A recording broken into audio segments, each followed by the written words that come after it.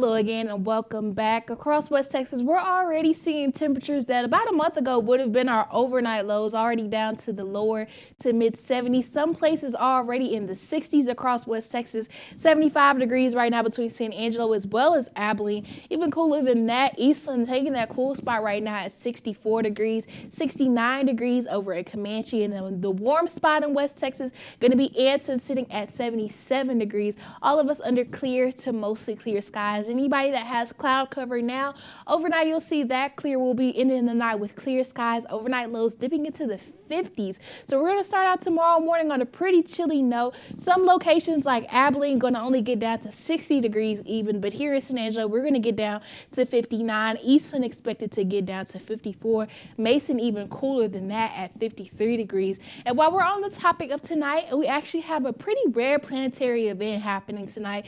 Tonight will be the closest that Jupiter has been to the Earth in almost 59 years, forgive me. The last time it was this close was in 1963. It's going to be about 367 million miles away, and for reference, the farthest distance that Jupiter can be is about 600 million miles away. So we'll be a little over half the distance between Earth and Jupiter. Now, Earth will be passing directly in between the Sun and Jupiter tonight, which will help make Jupiter look a lot brighter and bigger. So big and bright, in fact, that you can see some of its bands as well as some of its moons with just a pair of binoculars. Now, Jupiter won't be this close again for another 100 years, but for the next couple days, we're going to be maintaining temperatures in the upper 80s, still slightly above average. The average high is 87 degrees, but a little closer to average than what we've been seeing. By the weekend, though, we'll be getting back into the 90s. Thanks to this upper level ridge we've been talking about, a new ridge started building to our west behind this trough that helped bring that cold front on yesterday.